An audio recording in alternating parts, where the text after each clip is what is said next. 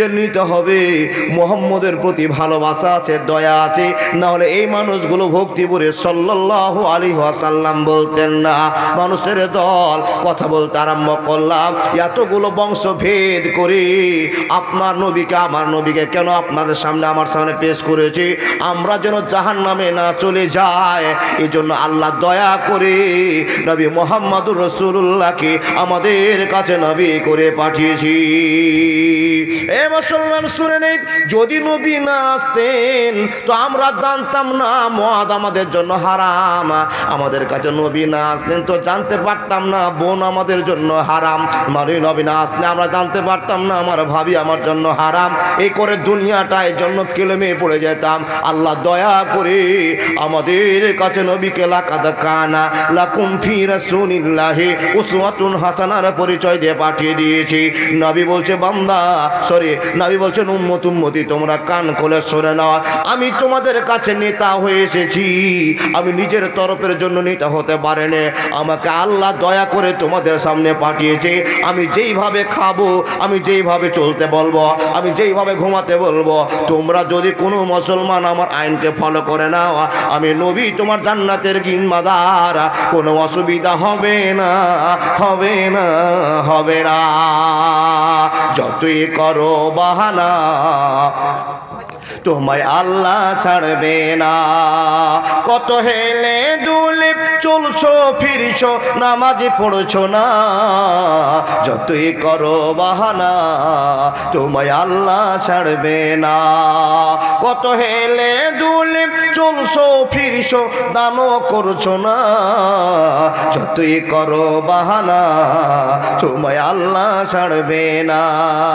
কত হেলে দুলে চলছো ফিরছো পর্দা করছো না, যতই করো ছলো না তোমায় আল্লাহ ছাড়বে না। একবার জোরে বলুন সুবহানাল্লাহ। তাহলে আমরা নবীকে পেয়ে দুঃখী না খুশি? কে কে খুশি? জোরে বলুন আমি খুশি। আপনি দুঃখী না খুশি? খুশি। কেন খুশি?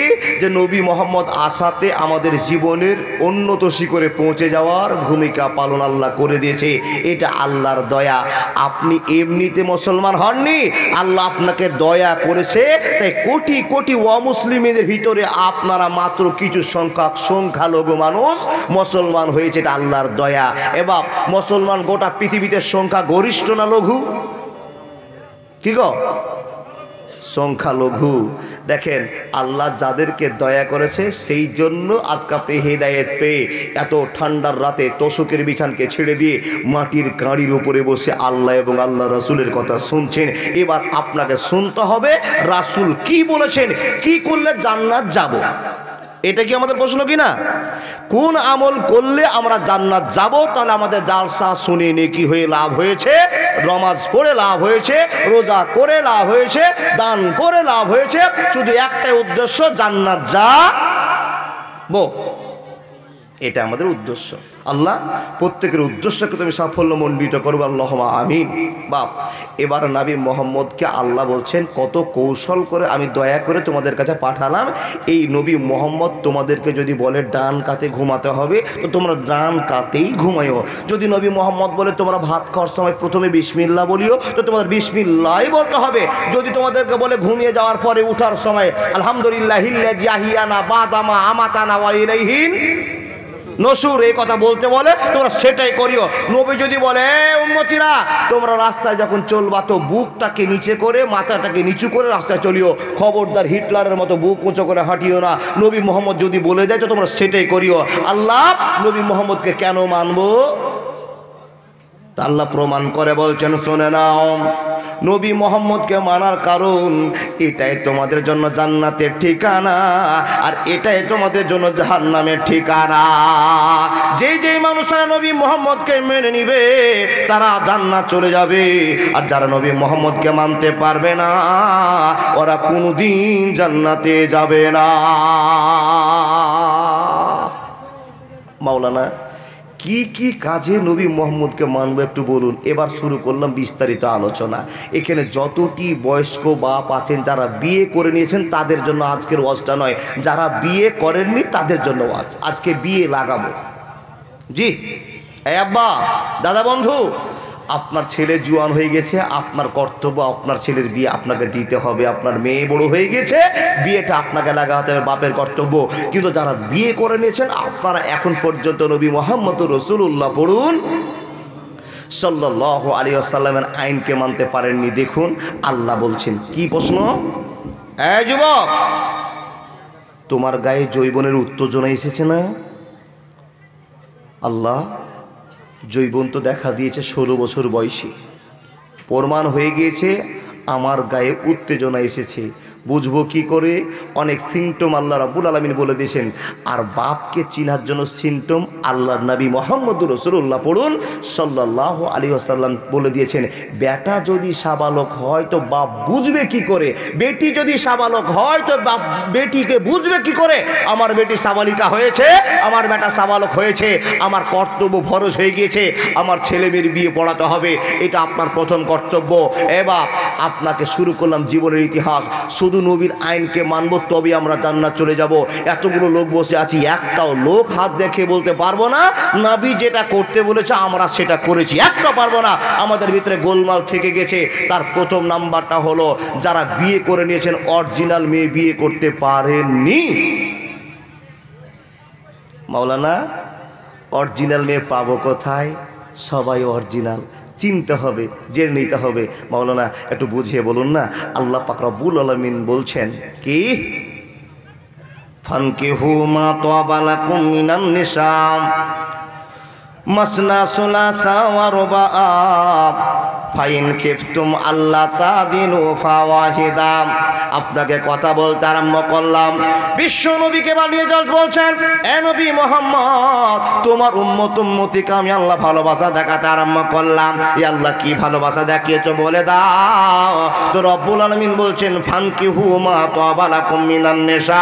হে দুনিয়াবাসীরা, তোমাদের যখন যৌবনের তরঙ্গ আসবে, জীবনের ঢেউ আসবে, তখন আমি আল্লাহ তোমাদেরকে বিয়ে করার ফায়সালা দিয়ে দিলাম। তোমরা দেরি করবে না, বিয়ে করে তোমাদের ঈমানকে তাজা করে নেবে, তোমাদের অসুবিধা হবে না, হবে না, হবে না।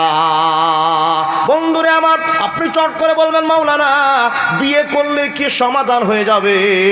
তো নবী মুহাম্মদ বলছেন হ্যাঁ হ্যাঁ সমাধান হয়ে যাবে। কেন হয়ে যাবে? একটা ছেলে যতদিন বিয়ে না করবে বারবার মেয়েকে দেখার টার্গেট করবে।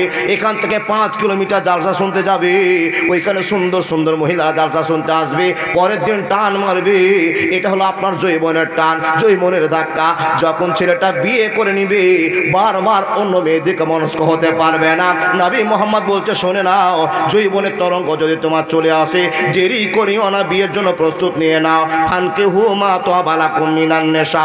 এ যুবকের দল, তুমি বিয়ে করে নিয়েছো, একটা বিয়ে করেছো, এই আল্লাহর বান্দা একটা বিয়ে করার পর তোমার কোনো শান্তি আসে না, মনে মালিন্য হয়ে থাকে, আপনার একটা স্ত্রীতে জীবন ভরে না।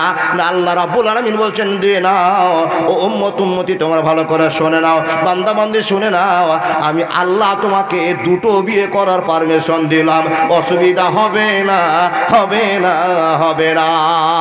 2টা বিয়ে করেছো, এ মানুষের দল 2টে বিয়ে করার পর তারও সংসারে সুখ হয় না, প্রয়োজনে 3টা বিয়ে করো, প্রয়োজন মেটে না 4টা বিয়ে করো। আমার আল্লাহ বলছেন বান্দা এই 4টা স্ত্রীর পরও যদি তুমি সঠিক বিচার করতে না পারো তো খবরদার 2টো 3টা বিয়ে করতে যেও না। একটা মেয়েকে নিয়ে জীবন কাটিয়ে নাও, তোমার জীবনে সাকসেসফুল ফিরে আসবে, তুমি জাহান্নামে যাবে না, যাবে না, যাবে না। আপন মানুষ চিনা বড় দায় রে, আপন মানুষ বোঝা বড় দায়, চাইলে তারে যায় না বলা, বুকের ভিতর কষ্টের মেলা। আপন মানুষ সবচেয়ে বেশি আপনকে কাঁদায়, আপনকে কাঁদায়, আপন মানুষ চিনা বড় দায় রে, আপন মানুষ বোঝা বড় দায়। বাবুই পাখি ঘর বাঁধিলে হয় না ঘরে ঠায়, ঝড় বাদলে কাটায় রে সে ঘরের দরজায়, পারে না সে ছাড়তে মায়া, ছাড়ে না ঠিকানা, আমি হলাম পথের পথিক সবই আমার জানা। সময় সুযোগ পেলে মানুষ আপনকে কাদায়, আপনকে কাদায়, আপন মানুষ চিনা বড় দায় রে, আপন মানুষ বোঝা বড় দায়। ঠিক বললাম না ভুল বললাম?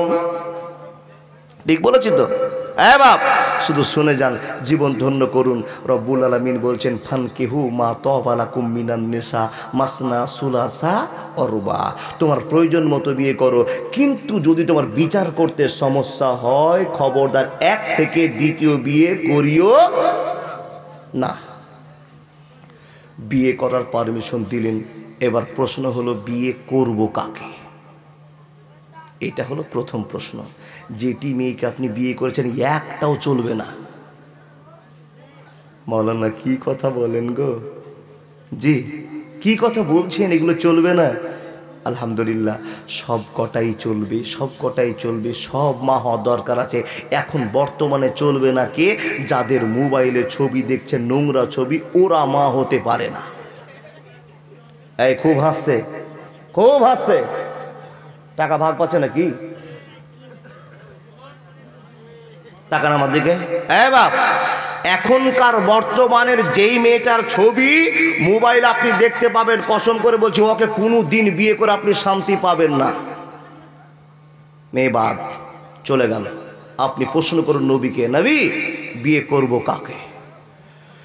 নবীকে প্রশ্ন করা হলো, এ রাসূলুল্লাহ, আসল মা বানাবার জন্য, পরিবেশ ভালো বানার জন্য, আদর্শ পরিবার বানার জন্য মা কাকে খুঁজবো আপনি বলুন। বাপের প্রথম কর্তব্য, যদি অরিজিনাল স্ত্রী পান তাহলে আপনি অরিজিনাল ছেলে মেয়ে পাবেন, এটা আপনার জানা। কিন্তু মানুষের দল যদি অরিজিনাল মা না পান তো কোনোদিন আদর্শ পরিবার আপনি করতে পারবেন না। আমার নবী মুহাম্মদ বলছেন, শুনে নাও হে দুনিয়াবাসী, তোমরা শুনে নাও, আদর্শ পরিবার তৈরি করে নাও। হে আল্লাহর নবী, আদর্শ পরিবার কেমন করে তৈরি করা যাবে? নবীজিকে প্রশ্ন করলে উত্তর পাওয়া যাবে। নবীজি আপনাকে শুনিয়ে দিয়ে বলছেন, শুনে না, আদর্শ পরিবার তৈরি করা যাবে। আদর্শ পরিবার তৈরি করার জন্য নমুনা লাগবে। রাসূল গো, কোন কোন নমুনা আপনি বলে দেন। তো নবীজি বলছেন, একটা মেয়ে 4টা গুণ দেখতে হবে, আর 4টা গুণ দেখার পর তোমাকে বিয়ে করে নিতে হবে। মেয়েটা সুন্দর কিনা, তার বাবার টাকা পয়সা আছে কিনা, বংশ ভালো কিনা, এরকম 4টা গুণ দেখতে হবে। সব শেষের গুণটা বিশ্বনবী বলছেন, তার চারদিক যদি সব নোংরা থাকে, খারাপ থাকে, কোনোটাই যদি রেজাল্ট ভালো না থাকে, তো মেয়েটা কোরআন পড়তে জানে কিনা, দিনের শিক্ষা আছে কিনা, মুসলমানের পরিচয় রাখে কিনা, ওই মেয়েটাকে তোমাকে বিয়ে করলে তুমি আজীবনের জন্য সুখী হয়ে যাবে, অসুবিধা হবে না, হবে না, হবে না। এ যুবকের দলেরা, ফানকিহু মা তাবা লাকুম মিনান নিসা মাসনা সুলাসা ওয়া রুবা। মাওলানা, আমরা তাহলে কাকে বিয়ে করব?